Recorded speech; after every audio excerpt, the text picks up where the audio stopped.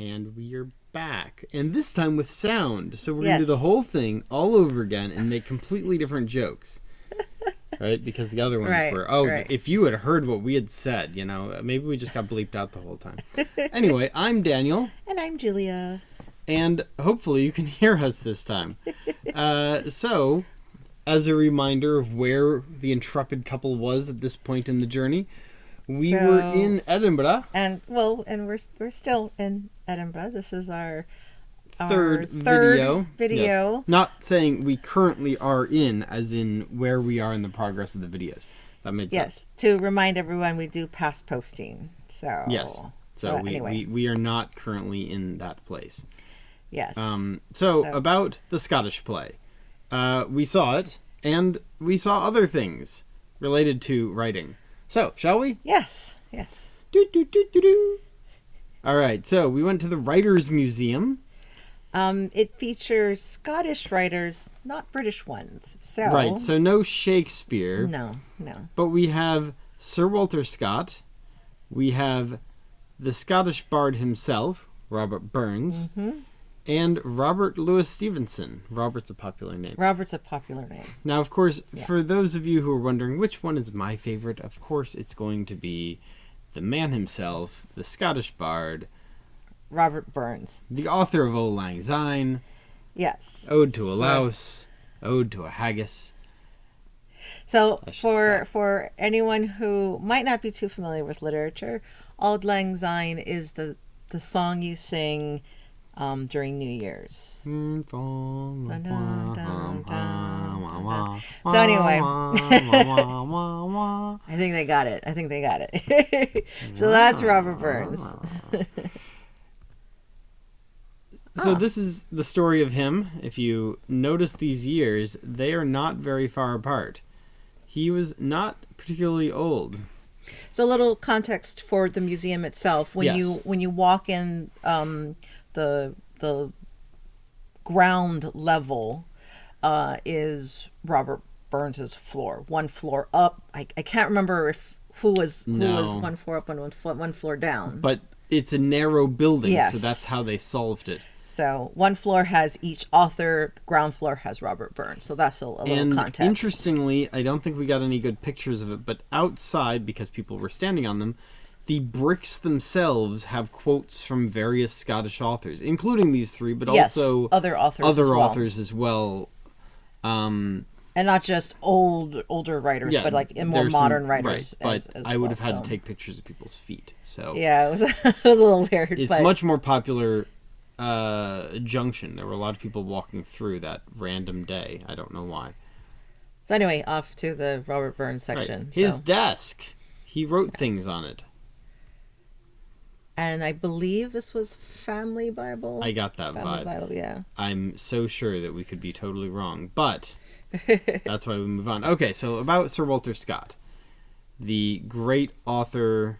So you're seeing two things here. In the field, on the right side, I got my right is a giant memorial for after he passed away, erected by the city. Obviously, we need to honor him.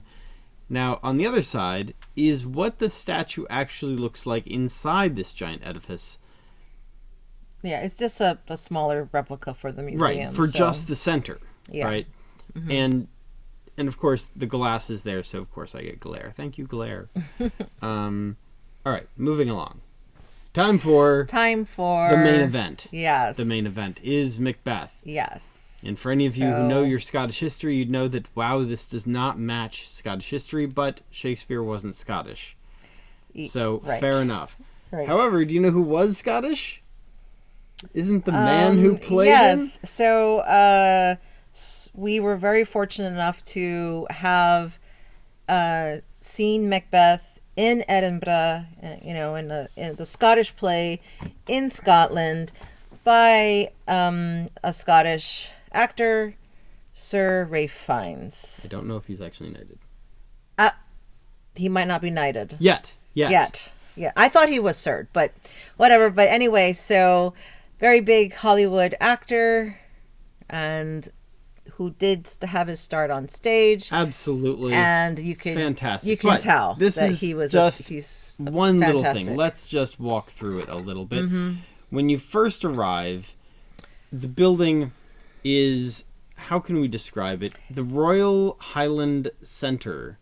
And it's gigantic. It's like a giant arena, really. Like Right. I can imagine them having sports games there, or Major huge concerts with, or some type of competition among animals, like a like a circus, best in show. Yeah, something like that. These kind of large scale venue exhibition events. It's massive. A play is not, especially one that's specifically for the stage, it's not something you would Right. expect to be in a giant arena like this. So the area even outside of it has still theater lighting above. It's everything.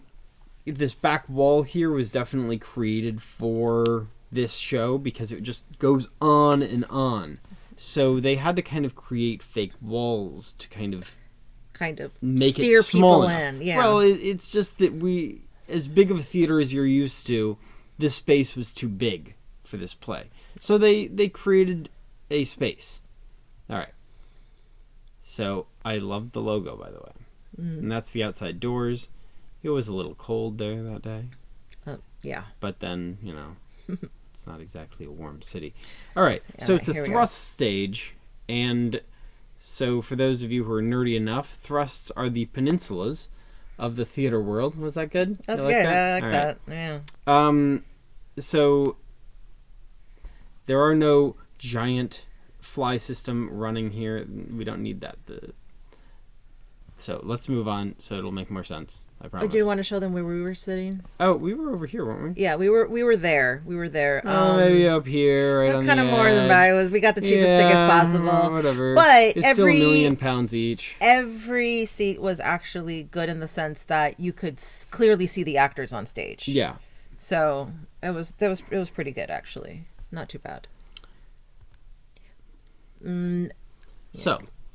It's my turn again. Go ahead. All right. Yeah. Oh. So before you get to the actual stage and where to sit, you will pass by actual cars on actual fire, which really sets the tone. They decided to make this a very modern, urban warfare type of Macbeth. Yep. This isn't an ancient kind of place.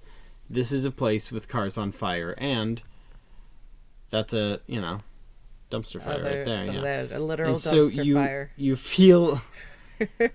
feel the heat coming off of it. So then you can kind of understand why, with this effect and this effect in mind, an arena is a little bit safer for this kind of thing than a regular theater. First, they wouldn't have had the space to do this. No, as an entryway. Absolutely not. And they definitely wouldn't be cool with, hey, let's just put some cars and have you walk past cars that are on fire. What theater is going to be like, yeah, sure, So that was pretty cool with that. So let's talk about where we were seating. You can kind of see how our view was there and how far back, yet not too bad we were. For us, the lighting folks, some native pictures of lights. Let's move on for everybody else. Okay.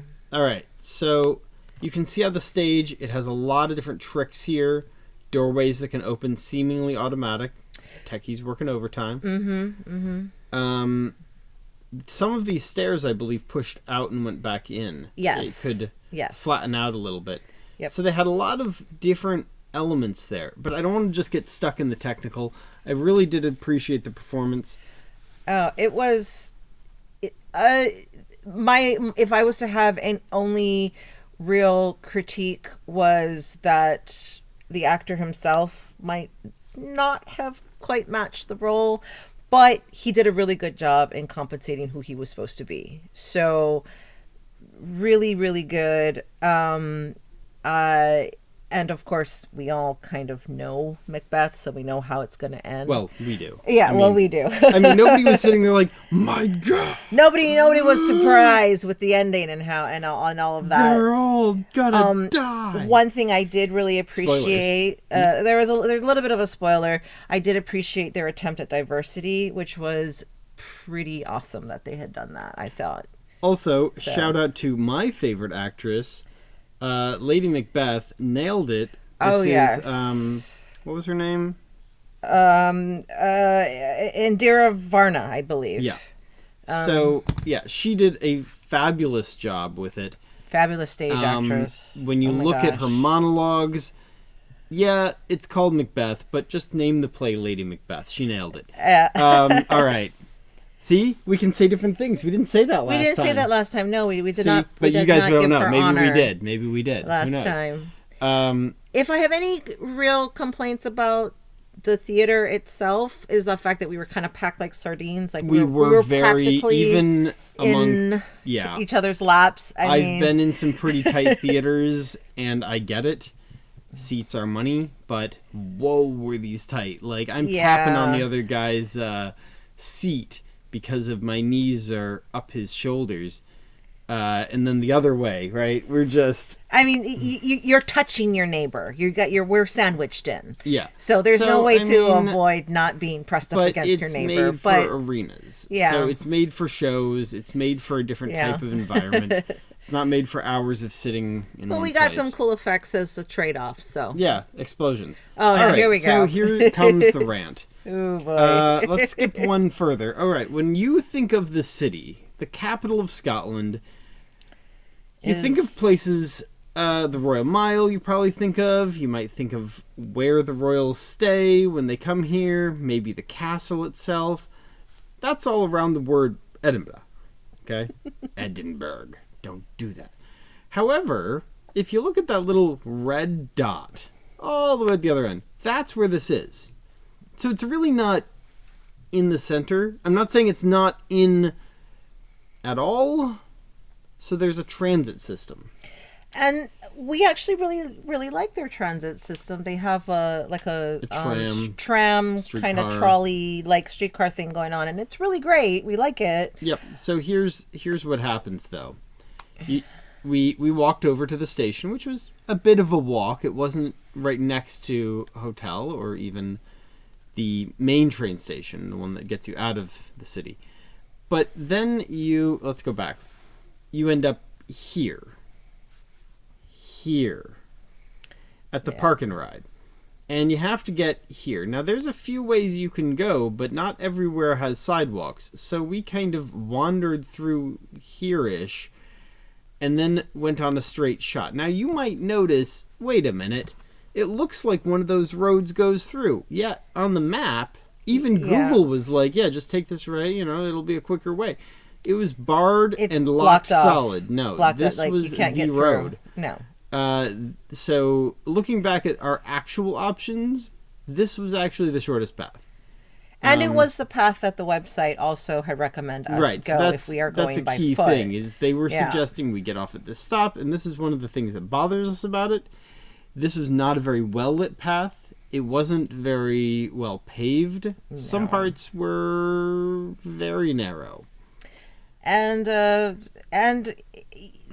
while they can't, help the rain and the weather, the rain did not help both visual and the safety of the pathways. Yeah, there's a lot of people who were leaving with us. We felt that there were things that they could have done to kind of help us out, like have a shuttle system, anything. But at the very least, they could have put volunteers along this path. Right, to kind of just help us out. Assure us that we aren't lost. But anyway, we had a big crowd leaving the theater, so it wasn't too bad because everybody's just kind of... Right. Sardine sandwich together walking back. My prediction is this area, a lot of this land was for sale and was in development up here, and I think that in the future this whole area is going to be huge. But right now it felt like walking from nowhere to nowhere. And then seeing a play in the middle of a field and then going back. And as great as the play was and as tight as the seats were, that was a kind of a sour note to leave this video on. So let's not. It was an amazing show. It was. And this is our last video for this city. Last video for this city. Tear. But the next city is a really fun city with really fun things. Yes. But don't worry, we are not leaving Scotland. Not yet. Still in Scotland. Got a few more for Scotland. Yeah, a few more. Yeah. One or Hooray two. for Scotland. 3, maybe. Got 4. a lot of attention from us. 50. All right. All right. So on that note, we're going to sign off and make sure we actually heard ourselves. Bye. Bye.